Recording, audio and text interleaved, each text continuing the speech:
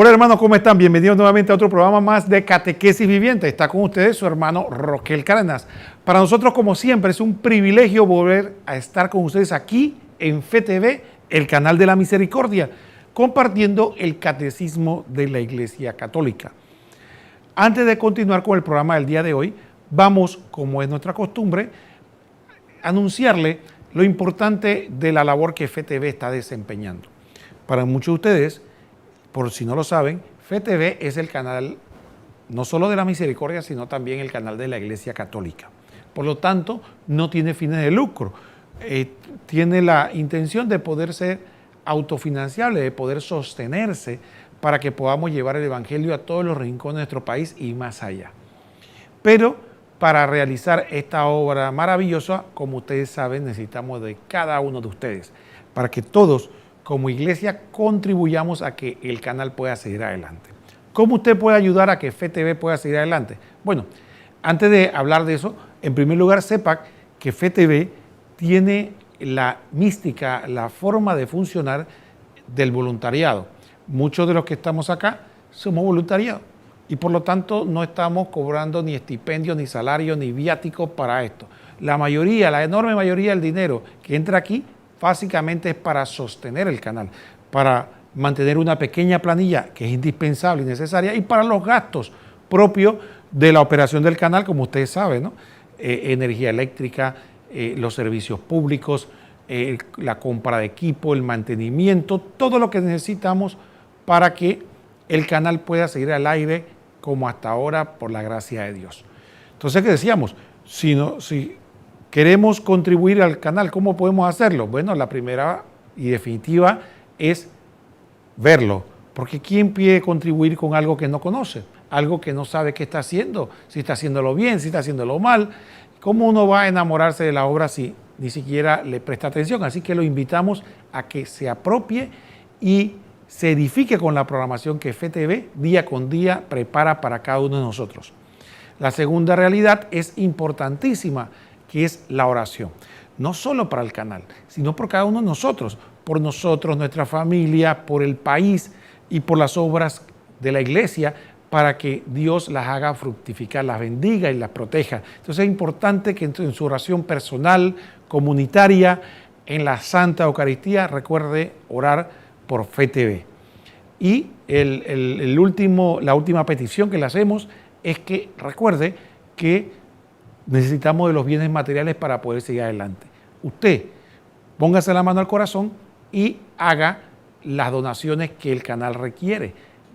Recordamos donaciones a nombre de la Fundación para la Educación en Televisión. ¿Cómo hacemos? Tenemos el Banco Nacional, como está apareciendo en pantalla en este momento, donde usted puede hacer el donativo que su corazón le indique o la cantidad que usted puede hacer. Y ahí aparecen los números de cuenta. Recuerde que el Banco Nacional tiene sucursales a lo largo y ancho del país. Tenemos también el Banco General. Como ustedes saben, el Banco General también tiene sucursales a lo largo de varias provincias y de provincia capital. También puede hacer su donativo a través de la banca en línea o directamente en el banco, apersonándose al mismo. Tenemos también en el Global Bank. Aquí también, como vemos en pantalla, también tenemos cuentas. En todas las cuentas se llaman Fundación para Educación en Televisión. Fundación para la Educación en Televisión. FeTV. Esas son las siglas de FeTV. Entonces, definitivamente, ahí usted puede ayudarnos. También puede solicitar que se hagan cargos mensuales a través de la Visa, Clave o Mastercard. Y también un elemento importante, por medio de llamada. Usted puede llamar al 230-8030 y por medio de esto y al WhatsApp 6519-4731 y puede solicitar el servicio a domicilio, donde van a ir a pedirle a cada uno de ustedes llevarle donde usted desee para que pueda usted hacer el donativo personalmente y el mensajero motorizado hará llegar el donativo aquí al canal. También usted sabe, a través de lo que si usted tiene cuenta en el Banco General, a través de una aplicación del celular, que es la que llamamos nosotros el Yapi.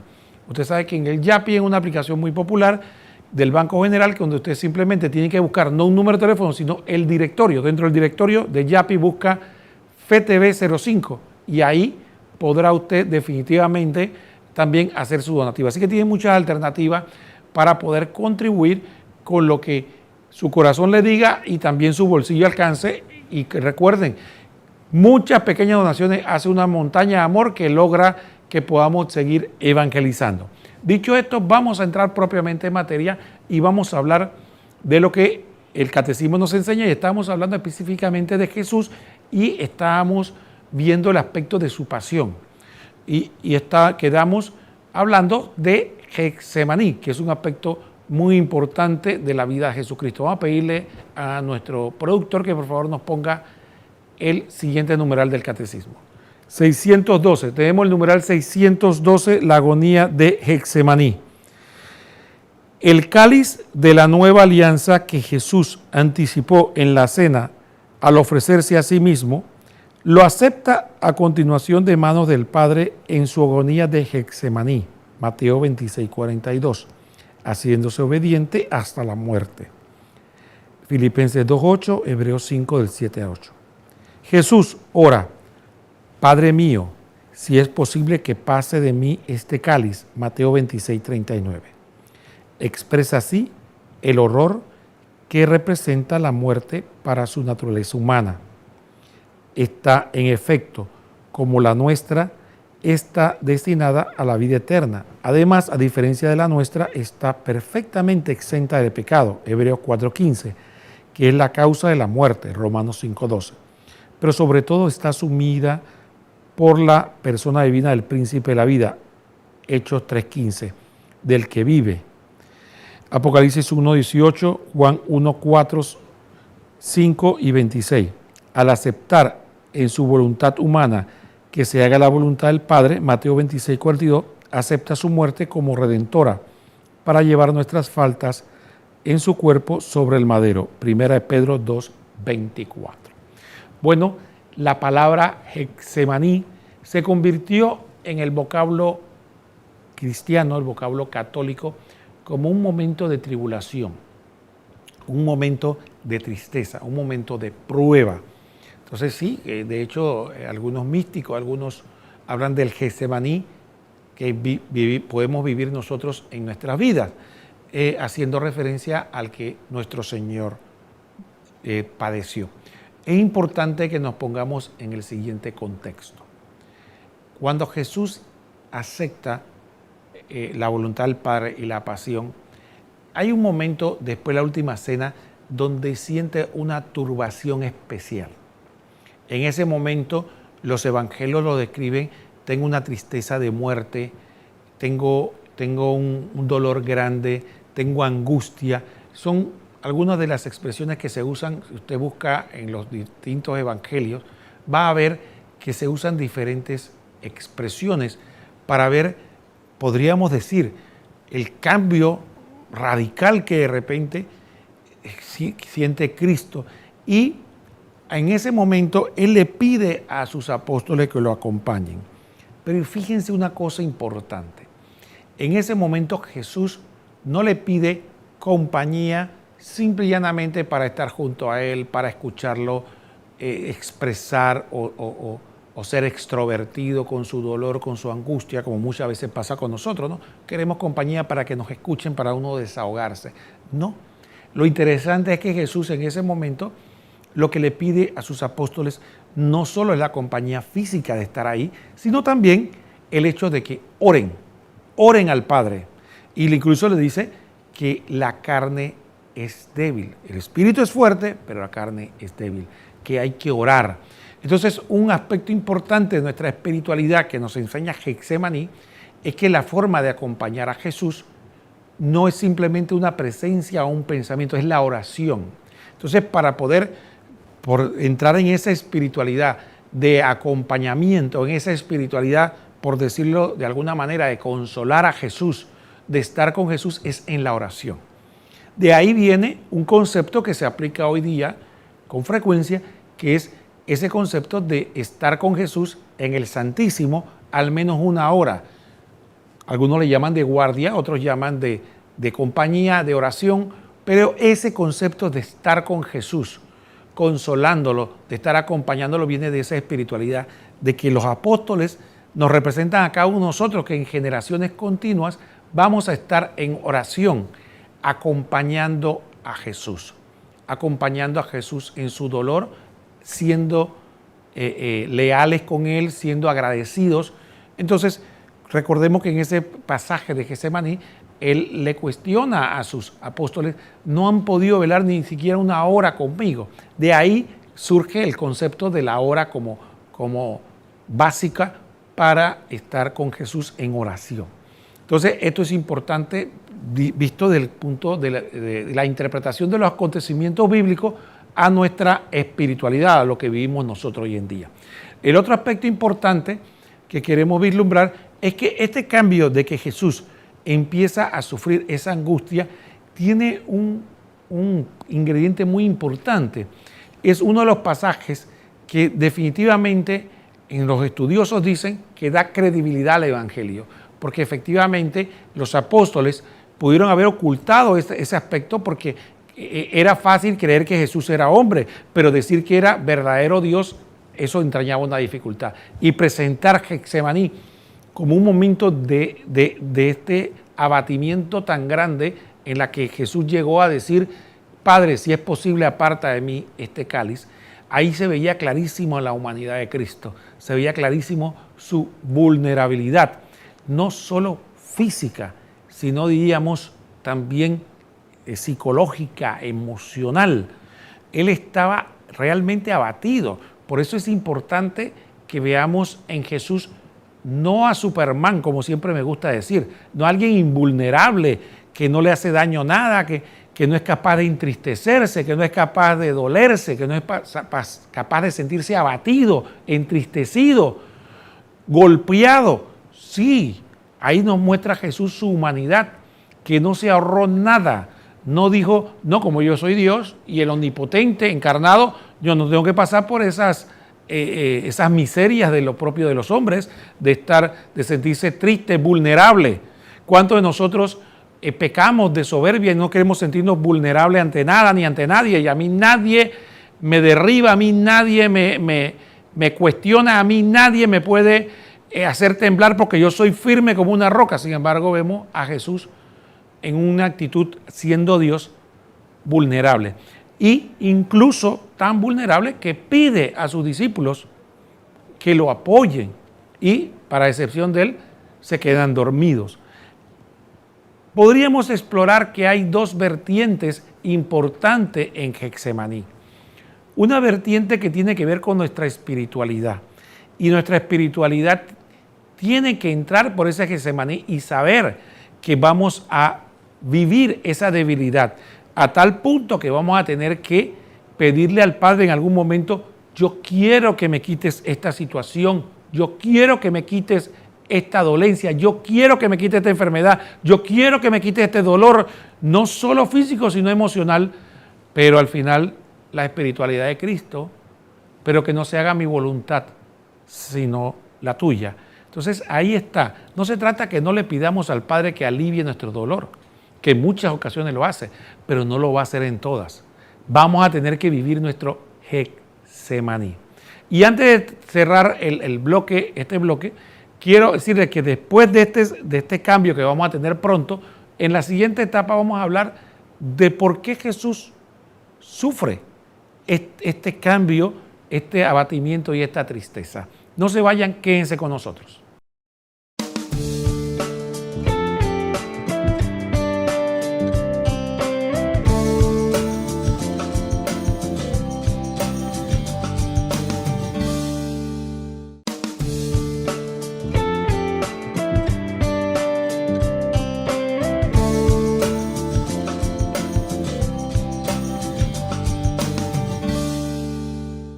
Muy hermanos, estamos de vuelta en su programa Catequesis Viviente. Estamos hablando del Catecismo de la Iglesia Católica. Estamos en el numeral 613 y estamos hablando de la muerte de Cristo, 612, y estamos hablando en esta ocasión de Getsemaní.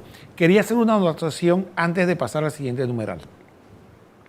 Un aspecto importante de Getsemaní está en el hecho de que Jesucristo, como decía, sufre un abatimiento. Y ese momento difícil en el que él está nos demuestra que no es malo sufrir esa realidad. Hay gente que hoy día presenta como que nosotros tenemos que tener una vida total y absolutamente al margen del sufrimiento, que todo debe ser positivo, que si eres positivo y piensas positivo, siempre va a ser éxito, siempre vas a estar alegre, siempre va a estar bien. Es una fantasía, eso no es verdad. Y muchas veces cuando no queremos vivir esa realidad y no vemos el Evangelio en toda su integridad, partimos de esa premisa. Pero Señor, si yo estoy contigo, si yo voy a la iglesia, si yo te sirvo, ¿por qué me pasa esto? Pero si es que no hubo ningún contrato, dígame, explíqueme, ¿dónde está el contrato? ¿Dónde dice el Evangelio que todo va a ser color de rosa, que no va a haber muerto, que no va a haber enfermedad, que no va a haber dolor? ¿Dónde dice eso? Al contrario, dice que el que quiere ser mi discípulo, que tome su cruz y me siga. Entonces, tengamos cuidado porque muchas veces algunos perdemos la fe porque ante la vicisitud del tiempo nos creamos una fantasía de que el encontrarse con Dios y el estar con Dios va a ser sin Getsemaní. El otro aspecto importante que queremos nosotros destacar de lo que estamos hablando es de que Jesús sufre este abatimiento por dos realidades. Una, definitivamente por el peso de nuestros pecados. Recordemos que Jesucristo, el que no cometió pecado, se hizo pecado por nosotros, dice San Pablo. Entonces, ¿qué pasa? Jesucristo sufre dos angustias fundamentales. Una angustia definitivamente humana por la que él no quería morir físicamente. Pero la otra angustia que es al recibir el peso de nuestros pecados, empieza a sufrir de alguna manera las consecuencias de ese pecado. Empieza a sufrir ese dolor. Y también es de nuestra espiritualidad entender que ahí también, aunque no lo dice el Evangelio, Satanás tiene que haber aprovechado ese momento de vulnerabilidad de Jesús para ensañarse con él y presentarle todas las tentaciones posibles. Y algunos algunos analistas explican de que ¿qué tentación pudo haberle dado? Como Jesús no tiene el pecado original y no tiene la concupiscencia, no era como a nosotros que nos hubiera presentado pecados de soberbia, de lujuria, de gula, no. ¿Qué pecado? Bueno, muy probablemente lo que se especula, porque es una especulación, los pecados a los que Satanás era precisamente a un supuesto fracaso de su redención, a una ingratitud innata de la humanidad, de hacerle ver que para qué esforzarse tanto por una humanidad ingrata que no va a aprovechar, gente que, o tal vez le pudo haber mostrado gente que iba a rechazar hasta el final la oferta de salvación, qué sé yo, se especula, porque efectivamente Jesús no tiene concupiscencia, así que los pecados de la carne no eran con los que lo iba a tentar.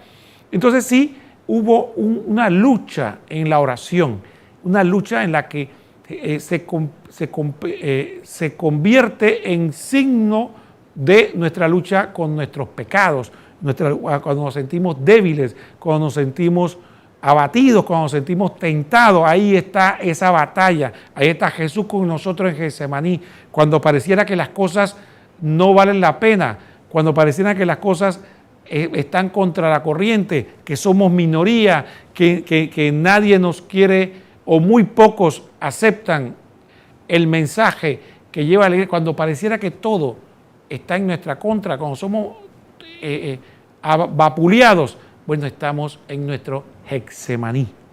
Entonces ahí Jesús nos enseña que estamos en oración. También el otro aspecto es que cuando también, ¿por qué no?, sufrimos por el peso de nuestros pecados. Todos nosotros sabemos lo que pesa en la conciencia, lo que duele en el corazón una vez hemos caído en el pecado. Cuando por el dolor que hemos causado, por el daño que nos ha hecho a nosotros mismos y a los demás. Por tantas razones, el pecado también duele. Dice algunos que el diablo, cuando te incita a pecar, te quita la vergüenza, y que cuando pecas, entonces te la devuelve y Él es la voz que muchas veces suena en nuestro oído: Dios no te va a perdonar esta, o de esta no te vas a salir, o no te van a perdonar, o mira a la gente cómo te odia. ¿Para qué? Para que entremos en desesperación y dudemos de la misericordia de Dios. Entonces, todo ese proceso que muchas veces sufrimos cuando podemos caer en un pecado o cuando la conciencia nos remuerde, estamos en Getsemaní. ¿Y qué nos dice Jesús? Orar.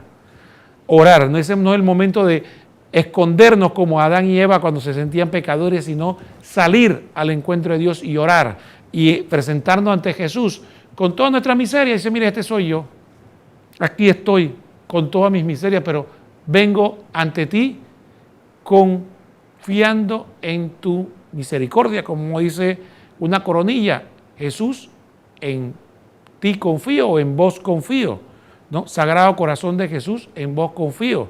Y acudamos, como dice otra oración, a su santa voluntad, que es el amor y la misericordia misma. Entonces, a ese también vamos a vivir en nuestra vida, ese Getsemaní que va a tocarnos en algún momento o a lo largo de la vida. El otro aspecto, el otro numeral que vamos a ver es el numeral 613. Vamos a pedirle a nuestro productor que nos ponga el numeral 613, que ya es otra temática. Dice: la muerte de Cristo es el sacrificio único y definitivo. La muerte de Cristo es a la vez el sacrificio pascual que lleva a cabo la redención definitiva de los hombres. 1 Corintios 5:7, Juan 8:34 y 36. Por medio del Cordero que quita el pecado del mundo. Juan 1:29, 1 Pedro 1:19. El sacrificio de la nueva alianza. 1 Corintios 11:25, que devuelve al hombre la comunión con Dios. Éxodo 24:8. Reconciliándole con Él por la sangre derramada por muchos para remisión de los pecados. Entonces, sí, efectivamente, el sacrificio de Cristo, como nos presenta aquí el catecismo y quiere hacer hincapié, de que no va a hacer falta otros sacrificios, sino que el sacrificio de Cristo es único y sobreabundante. Y el solo sacrificio de Él es suficiente para pagar los pecados de toda la humanidad y mucho más. Entonces, por eso es importante que tengamos presente que la misericordia de Dios no se agota. La humanidad entera no es capaz, con todas sus malicias, con todos sus pecados, de agotar la misericordia de Dios, el perdón de Dios, el amor de Dios. No podemos hacerlo. No podemos. Y el que le diga lo contrario es mentiroso. Entonces usted dirá: ¿qué es lo que pasa en realidad? Bueno, pasa en realidad que nosotros, con una frase que me pareció genial del Papa Francisco, decía que los seres humanos somos los que nos cansamos de pedir perdón. O dicho de otra manera, Dios no se cansa de perdonarnos. Nosotros nos cansamos de pedir perdón. Y eso es lo que realmente pasa. Dios no puso límite al perdón que Él nos va a dar, solo el momento de la vida terrena. Cuando termina nuestra vida terrena, ahí terminó la oportunidad de pedir perdón. Pero mientras estemos en esta vida terrena, Dios nos perdonará las veces que sea necesario. La misericordia de Dios no se detiene, ni tiene límite. Entonces, nunca escuchemos la voz del tentador que nos dice que Dios no va a perdonar, o que esto que hiciste es imperdonable, o que Dios hasta cuándo va a estar perdonándote el mismo pecado. Nada de eso. Hay gente que, por ejemplo, no va a confesarse o deja de ir porque dice: voy a decir los mismos pecados. ¿Qué va a pensar el padre o qué va a pensar el confesor que siempre voy a confesar lo mismo? Esa es una tentación, hermanos. Es una tentación. ¿Qué va a pensar el confesor? Bueno, lo que somos pecadores, que somos débiles. Probablemente a él le pasa lo mismo. Él va a confesarse de lo mismo. Entonces, no vamos a caer en ese error. Entonces, el sacrificio sobreabundante de Cristo lo estaríamos desperdiciando, lo estaríamos, como decimos, echando por tierra la sangre de Cristo si no aprovechamos el don de su misericordia y su perdón, que es lo que tenemos a la disponibilidad, a la cercanía de un sacramento, de la confesión. Es importante. Aprovecho también para decir de que muchas veces olvidamos, tal vez con alguna frecuencia, de que el otro sacramento de la curación, de la sanación, es el sacramento de la unción para los enfermos, que muchas veces también olvidamos, cuántas personas están encamados o están en una situación difícil o están en peligro de muerte y olvidamos ese maravilloso sacramento para estas personas, incluso personas que están inconscientes o personas que no están, digamos, totalmente cabales por alguna razón de la enfermedad, lo que sea, pueden recibir la unción de los enfermos, que es un medio por el cual la Iglesia le otorga la curación material y espiritual, si así Dios lo quiere. Entonces es importante. Ese también es un medio para que reciban estas personas la misericordia de Dios. Entonces, dicho esto, entonces es importante reconocer, saber de que el sacrificio de Cristo, ¿no?, está al alcance de nuestra mano. Solo tenemos que tener fe en su amor y en su misericordia. No importa las veces que vamos a caer. La importante son las veces que nos levantamos. Y hay que ser valiente para levantarse. Son los cobardes, son los que se quedan en el piso. La valentía no consiste en decir que yo nunca he fallado, que yo nunca me he equivocado. No. La valentía consiste en levantarse. ¿Qué son los santos? Pecadores arrepentidos. A excepción de la Virgen María, ¿qué santo no cayó en pecado? Observen los apóstoles. Miren, una cosa importante que debemos vislumbrar. El Evangelio es un condensado de todos los errores, pecados, situaciones anómalas que hicieron los apóstoles. Dígame, le reto, léase el Evangelio y muéstreme un pasaje donde los apóstoles quedan como héroes. Siempre se equivocan. Miren si esos hombres eran humildes. Increíble. La iglesia se construyó, la predicación se construyó en base a los errores. Hemos pasado siglos hablando de los errores de Pedro, los errores de Santiago, los errores de Juan, cómo metieron la pata aquí, cómo dijeron esto, y la predicación que se basa, decirnos a nosotros que esos hombres santos cometieron innumerables equivocaciones frente a Cristo, se comportaron egoístas, se comportaron mezquinos, pero mire una cosa que no apreciamos, la humildad de estos hombres. El Evangelio es la predicación de todo lo que Cristo tuvo que soportar de ellos. Ellos hubieran podido decir, vamos a eliminar todo esto, vamos a contar las veces que, porque tuvo que haber habido ocasiones donde las cosas estaban bien, pero no, ¿qué cuentan? Todas las veces que se equivocaron. Mira, Pedro, el primer papa, muestra todas las más feas donde lo regañan y lo dejan en mal, hasta Satanás le llaman.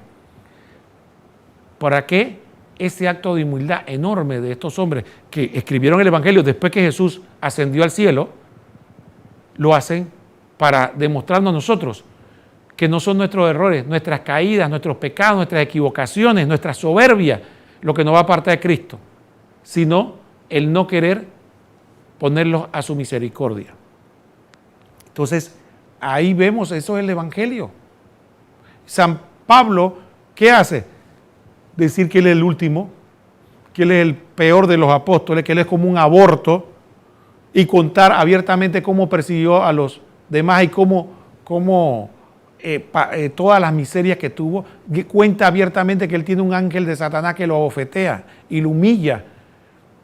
Entonces, estos hombres llenos del Espíritu Santo no ocultaron su flaqueza, sus pecados, pero sobre todo querían darnos el ejemplo de que Dios, cuando hablamos de la pasión, cuando hablamos del sacrificio, cuando hablamos de Getsemaní, lo que Dios vino a darnos es cada día una nueva oportunidad de empezar de nuevo, de pedir perdón, de reconciliarnos con Él y hacer un nuevo esfuerzo. Y saber que lo que Dios nos pide es que no nos desanimemos en la batalla, que no paremos. Vámonos al cambio y en el siguiente cambio vamos a escuchar un resumen que hace Monseñor Munilla sobre el compendio del Catecismo de la Iglesia Católica que habla precisamente de Getsemaní.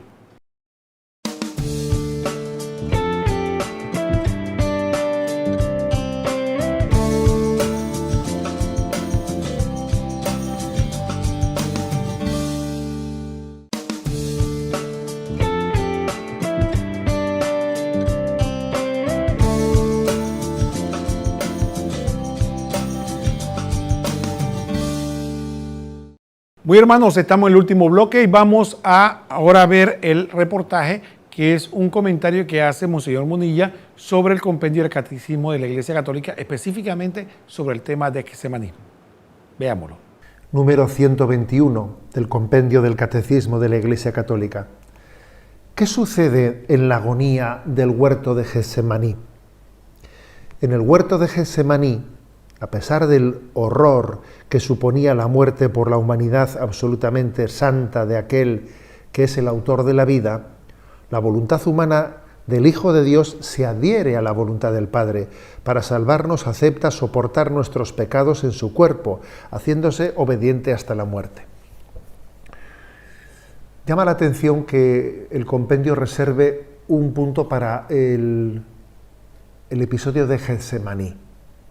Y además es curioso que todos los evangelios refieren el episodio de Getsemaní como un momento en el que tenemos que descalzarnos, como cuando alguien entra en un lugar sagrado, tiene que descalzarse y contemplarlo conmovido. Fijaros, digo bien, alguno igual le ha dicho, no, creo que el obispo se equivoca porque no lo dicen los 4 evangelios, pues me reafirmo y ahora intento un poco demostrarlo. El evangelio de Mateo 26, 38, mi alma está triste hasta la muerte, quedaos aquí y velad conmigo. Triste hasta la muerte. Marcos 14, 33, empezó a sentir espanto y angustia. Y les dice, mi alma está triste hasta la muerte, quedaos aquí y velad conmigo. Espanto y angustia, triste hasta la muerte. Lucas 22, 44, y le entró un sudor que caía hasta el suelo como si fueran gotas de sangre. Yendo a ellos les encontró dormidos y les dijo, velad conmigo. Fijaros qué términos tan cruentos, ¿no?, que vienen como a significar la agitación, la prueba interior que Jesús estaba pasando en Getsemaní. Y decía que alguno igual diría, bueno, pero el Evangelio de San Juan no recoge esa angustia de Jesús en Getsemaní, la recoge de otra manera. Es verdad que habla del prendimiento y en ese momento, en el episodio del prendimiento, no lo refiere, pero antes de la última cena, del capítulo 12 de San Juan, versículo 27, hay un episodio que obviamente nos recuerda a esta agitación. Dice, ahora mi alma está agitada, ¿y qué diré? Padre, líbrame de esta hora, pero si para esto he venido. Padre, glorifica a tu Hijo. Y dice entonces el Evangelio que se escuchó una voz que decía, lo he glorificado y volveré a glorificarlo, ¿no? Bueno, pues en Getsemaní se está subrayando un momento de gran prueba de Jesucristo, un momento en el que Él está sintiendo un tedio, angustia, tristeza, en el que está siendo probado, siente un gran desgarro interior. Primero porque es verdadero hombre, y como verdadero hombre que es, tiene un instinto de supervivencia, y la muerte, pues tiene en él un rechazo como tiene en cualquiera de nosotros, ¿no? Que sepáis que han existido unos casos referidos en condenados a muerte en Estados Unidos, en los cuales se ha referido el grado de angustia tan grande que han vivido la víspera de su ejecución. Y se ha podido datar y constatar algún caso de algún condenado a muerte que ha llegado a tener pues, un episodio parecido al que se refiere aquí en el Evangelio, como de sudar algo que parecían gotas de sangre por el grado de angustia y de agitación interior. Pero también no se trata únicamente de luchar por su instinto de supervivencia, es que está siendo tentado. Es que después de aquellas tentaciones del desierto, cuando el demonio fue vencido, el Evangelio dice, y el demonio se retiró hasta otra ocasión, una ocasión que sin duda está aconteciendo también en Getsemaní, cuando Satanás está intentando apartar a Jesucristo de su camino mesiánico. Está intentando mostrarle cómo habrá tantas almas que van a despreciar su sangre redentora. Satanás está intentando desalentar a Jesucristo. ¿De qué va a servir tu entrega? Mira cuántos te van a negar, mira cómo tantísimos, ¿no?, despreciarán tu sangre, ¿de qué va a servir? ¿Eh? Es un momento en el que Satanás aprieta, sabe que es su última oportunidad, ¿no?, para separarle a Cristo de la voluntad del Padre. Y ese es el momento en el que Jesús pronuncia, ¿no?, como dice ese Evangelio de San Juan, pero si para esto he venido, esta es mi hora, que no se haga mi voluntad sino la tuya, que no se haga mi voluntad. Y es un momento en el que Jesucristo, de una manera muy explícita, dice, que se haga tu voluntad, que se haga tu voluntad, hágase, hágase. Es el hágase de Cristo a la voluntad del Padre, que repara el hágame de Adán en el pecado original. En el fondo, ¿en qué consiste el pecado original de Adán y Eva? Pues es un anteponer mi voluntad a la de Dios. Por eso digo eso de hágame. Y sin embargo Jesús está diciendo que no se haga mi voluntad sino la tuya. Hágase. Y es ese sí a la voluntad del Padre el que nos está redimiendo. Esa batalla que Jesús vive en Getsemaní la volverá a renovar en la cruz. Pero ya antes de ascender a la cruz, en ese momento de Getsemaní, él ya ha asumido, ¿no?, ha experimentado el tedio, el desgarro, la tristeza, y se ha sobrepuesto a ella en un sí a la voluntad del Padre. No se ha dejado arrastrar por sus sentimientos, por esos sentimientos de desánimo, sino que su voluntad ha sido la de confiar y abandonarse en los brazos del Padre, que le ama eternamente. Muy bien, hermanos, estamos de vuelta en su programa, en la parte final, Catequesis Viviente. Y vamos a pedirle a nuestro productor que nos ponga el último numeral para que hablemos del sacrificio de Cristo como único. 614 dice, este sacrificio de Cristo es único, da plenitud y sobrepasa a todos los sacrificios. Ante todo es un don del mismo Dios, Padre. Es el Padre quien entrega al Hijo para reconciliarnos consigo. Al mismo tiempo es ofrenda del Hijo de Dios hecho hombre, que libremente y por amor ofrece su vida a su Padre por medio del Espíritu Santo para reparar nuestras desobediencias. Bueno, aquí vemos un concepto importante de nuestra espiritualidad, y es lo que queremos dejar de notar y dejar en claro. En primero, el hecho de que Jesucristo se diga que es el único sacrificio también nos muestra un aspecto importante, que es lo que nos dice el libro de los Hechos. No hay otro nombre por el cual podamos salvarnos. Y esto tiene un sentido importante. ¿Por qué? Porque hoy día, lamentablemente, caemos en una especie de sincretismo. ¿A qué llamamos nosotros sincretismo? Es cuando hacen mezcla de creencias. Entonces, personas con buena intención, tal vez un poco confundidas, caen en creer que hay que completar el cristianismo, que hay que completar lo que Cristo hizo, y entonces quieren mezclarlo con filosofías ajenas, ¿ve? Y lo quieren con budismo, quieren con Feng Shui, con creencias hinduistas y con algún otro tipo de creencia o pensamiento ajeno a Jesucristo. Jesucristo y su sacrificio es el único medio por el cual nosotros podemos obtener la salvación, y es no suficiente, es sobreabundante. Por eso San Pablo decía que donde abundó el pecado, sobreabundó la gracia. Entonces es una ofensa grave a Dios y al sacrificio de Cristo que nosotros pretendamos mezclar nuestra fe con otras cosas, o pretendamos que ahí vamos a encontrar la plenitud practicando cristianismo y otras creencias. Entonces, he ahí la gran diferencia, porque pensamos que es que lo que pasa es que el cristianismo es una creencia más. Somos católicos y vemos esto de esta manera, ¿sí?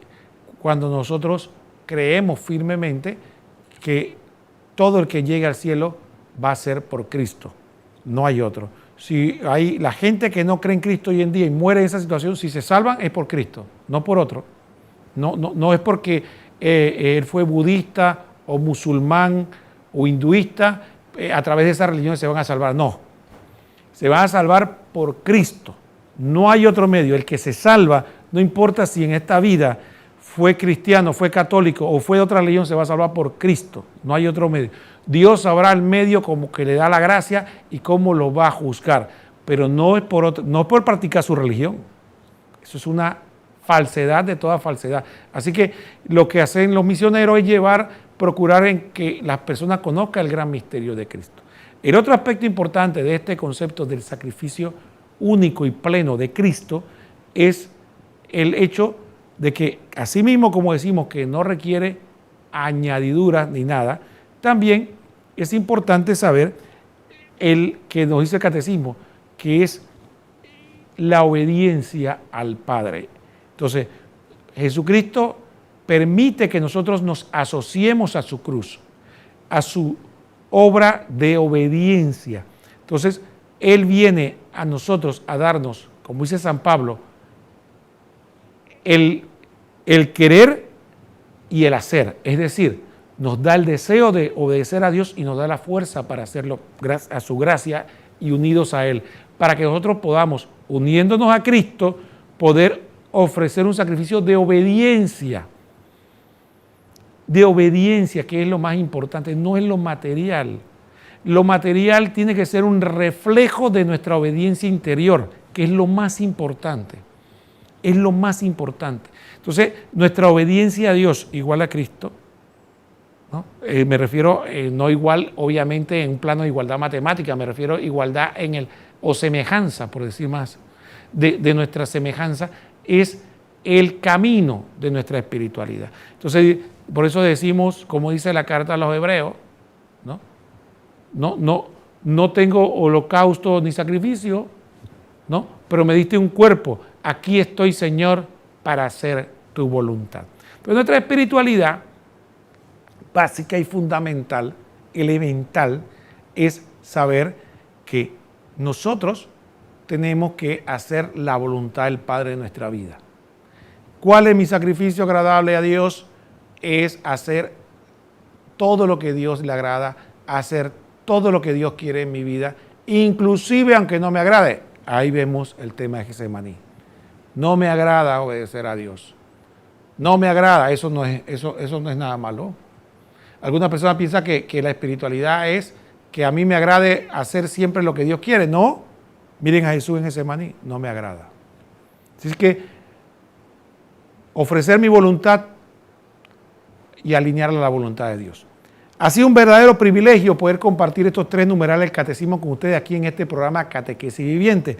Esperamos que se mantenga aquí en la sintonía de FETV, el canal de la misericordia. En cuanto a nosotros, nos vemos próximamente en otro programa más y le deseamos a todos que el Señor los bendiga. Hasta pronto.